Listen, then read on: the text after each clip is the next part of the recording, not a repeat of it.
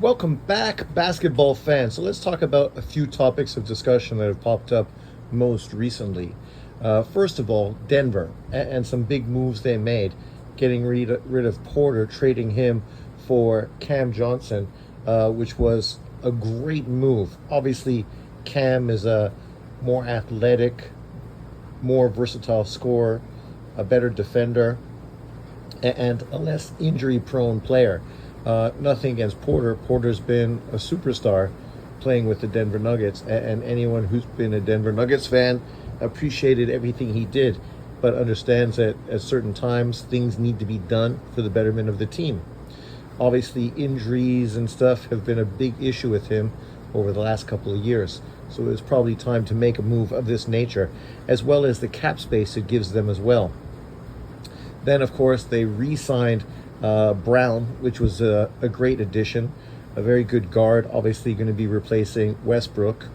Then you add Hardaway, a guy who's one of the best three-point shooters in the league, obviously something that's going to benefit Denver moving forward, having more shooting.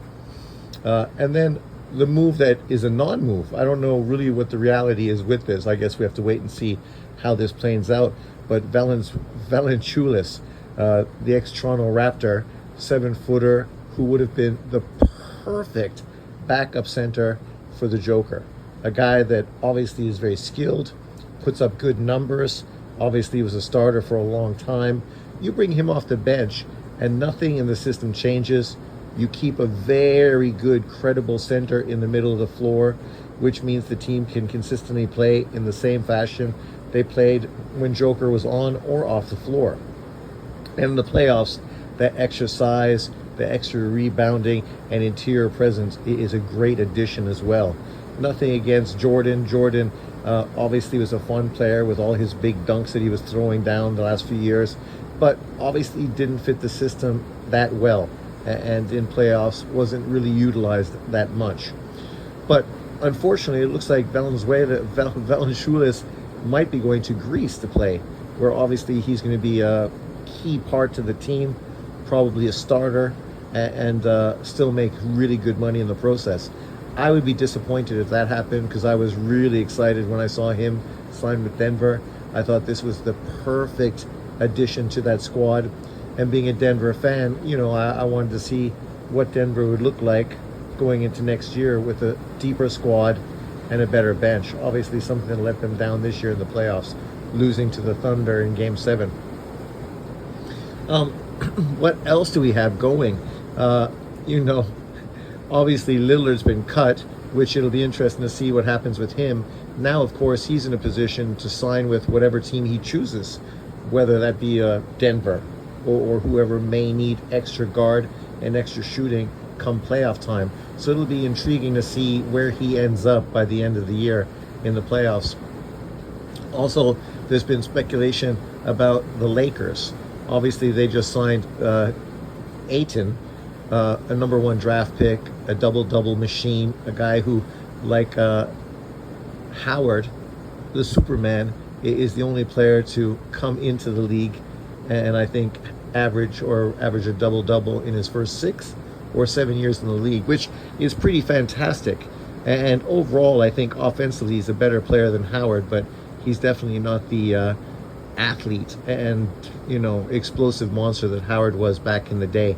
But I think Ayton could be the perfect complementary player to the Lakers. It's just a matter of how is his chemistry going to fit? Is he going to be fired up and ready to go? Something that's been a big issue with him. It's not the physical attributes that he has, it's the mental aspect of the game that he isn't really where it needs to be if he wants to really be a dominant player. But obviously now you go to the Lakers, it's showtime. You got superstar players around you. Fans are, pushing for success and greatness. This is very different than playing on a Phoenix team that was always kind of secondary, or going to a Portland team, which was basically, being put off into the country somewhere where nobody would ever watch you and nobody would ever care about you again. And basically that's what happened to him.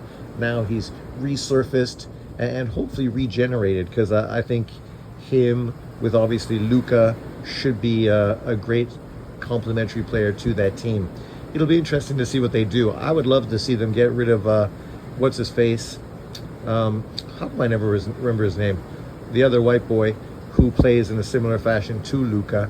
I don't know if they really are the perfect complementary players. I guess if you get rid of LeBron James and you keep him and have two main ball handlers, that would work. It's more like Kyrie Irving and Luka, so that's not bad.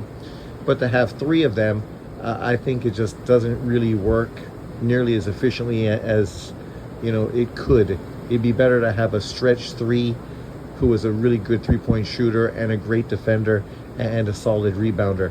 That would probably be a better complementary player to the team overall. But we'll see what happens going closer to the year. There's also been speculation and talk about potentially LeBron James going somewhere else. I wouldn't mind seeing him going to the Knicks. I mean, the Knicks being one of the best teams of the league is definitely a great thing for the NBA. It'd be interesting to see LeBron in New York. But at the same time, I guess it depends on what they would have to get rid of, and what would make sense. And obviously, when you're going to a team, you don't want to go to a team where they end up losing all their assets to bring you in. That's why I don't understand why he re-signed that's extra 1 year. I thought he would have been better to give himself cap flexibility, but it is what it is. We will see what happens with LeBron and the Lakers moving forward. Obviously, now this part of the year is very exciting. A lot of big maneuvers going on. There's talk about potentially Horford going to Golden State, which would be a good addition. Obviously, he sort of fits perfectly with their style of play. A big man who can stretch the floor, hit the three. And of course, Kuminga, what are they going to do with him? Are they planning on trading him? Which really at this point seems to be probably the best thing they could do. To trade him and bring in some new blood would not be a bad thing. Then, of course, you have Giannis, and many people felt that Giannis would really be pushing for a trade, a team that people thought potentially would be a good landing spot for him. Might have been San Antonio or maybe even Houston, but obviously Durant just went to Houston, so it's unlikely to see him go to Houston, but there's still possibility of him going to another squad, which would be good. Obviously Texas, no taxes, so that's obviously a very viable spot for him to land as well. But we know they just ended up making a big move to get the player from Indiana. What's his name? The center, the big man, the shooter. Sorry, I can't remember his name off the top of my head. But I think it's a great addition. He sort of replaces Lopez, very similar players, but obviously he's more athletic and younger. So you're bringing a lot more energy and youth to the squad, but with a similar style of play, which fits perfect with Giannis. But then you still need, a replacement for Damian Lillard, right? A point guard, a lead guard, a great shooter, another potential leading scorer, or at least a second leading scorer on the team. So it'll be interesting to see what Milwaukee does. Obviously, I don't know how much flexibility they have at this time, and that's going to be obviously the bigger thing moving forward. We just had the NBA draft, so people are really excited to see how that unfolds. Obviously, Cooper Flag replacing Luka in Dallas. I think it's no surprise that a lot of hysteria is coming out towards, Cooper Flag, because, it's the same as Caitlin Clark. Even Luka, when he first got drafted, for some reason, people don't really want to give guys that look like them the benefit of the doubt. And that's what this is, the benefit of the doubt. Obviously, people need to prove themselves in the league at the end of the day. And Cooper Flag has proven himself so far on every level. His high school team ended up going undefeated. 4 of the starters on that team just got drafted in the first round of this NBA draft. Ironically enough, I was looking at people hating on Cooper Flag, talking about how they don't even think he should have been a first round draft pick. Oh my God. The delusion that people have.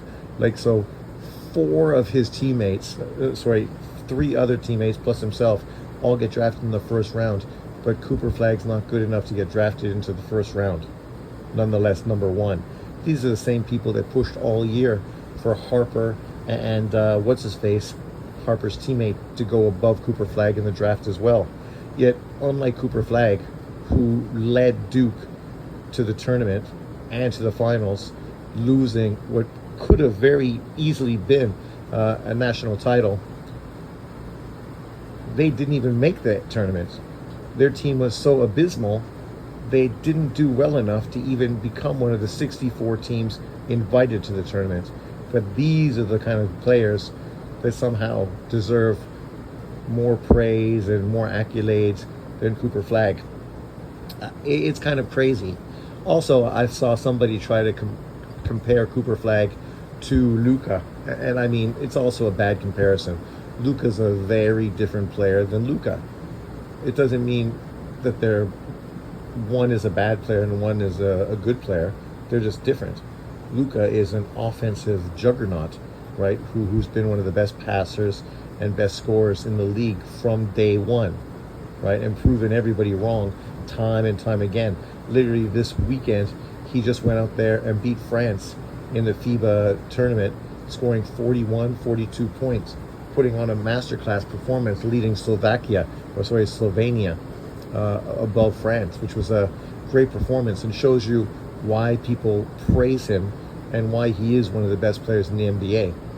Flag is different. Flag is never going to be the kind of player that creates offense quite the way that Luka does, right? But he doesn't need to be, right? He's going to be a much more of a team glue type of guy, a guy that plays great defense. He can score easily. He could average 20 points, 8 rebounds, and 5 assists, right? And that would be unbelievable numbers because of everything else he does. The ball movement, the fact that he's not holding up the ball. He fits into a squad, a team very well, and he's the perfect type of player to add to a team. His ego is not going to get in the way of his team's success. But people, of course, looking for reasons to hate on him. I thought, well, nobody was saying that Zion hype was unfair. Nobody was acting like Zion getting all the hype he was getting coming out of Duke, was crazy talk. People hyped him up because they were excited by him. He ended up not living up to those expectations. But people still hyped him up hard. Cooper's getting hyped up hard, and people are trying to deflect, downgrade, and disrespect. The reality of the situation is maybe he's not going to become the best player in the NBA. I would probably say that's definitely a truism. But it doesn't mean he's not going to be one of the top 10 or 25 players in the league. A key part to a Dallas squad that could go on to win world titles, right? And a lot of the criticism people did have about Luka, you're not going to have those criticisms with him because he's going to be in shape. He's not going to get distracted and do things that potentially people feel are unprofessional. He's going to go in there and be the perfect glue player to a team, right? Score, rebound, play tough defense, right? Nobody's going to say he's fat, out of shape, he needs to get in better shape. What they may say is that he needs to develop more of an offensive toolbox to be more efficient in the NBA.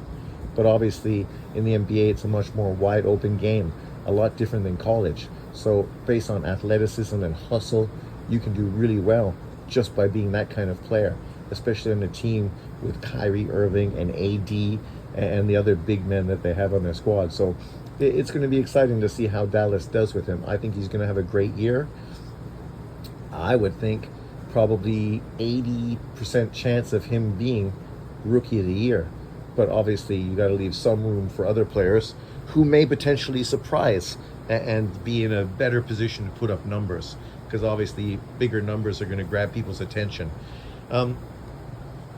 What other big news is going on with regards to NBA basketball? I'm trying to think of some things that's happened, but maybe I just can't recall off the top of my head right now. But at the end of the day, I mean, this is obviously an exciting part of the year. We just had a draft. Obviously, free agency is happening, and so a lot of big moves are happening. I know we can expect to see a lot of big moves over the next little period of time. And I don't know if we're going to get any big names, but it'll be interesting nonetheless to see how the squads look before next season. And yes, as I said, I'm still disappointed that potentially the big man is not going to go to Denver, but is choosing to go to Greece. Let me know what you think in the comment section below. Thanks for watching, and I'll see you next time. Peace out.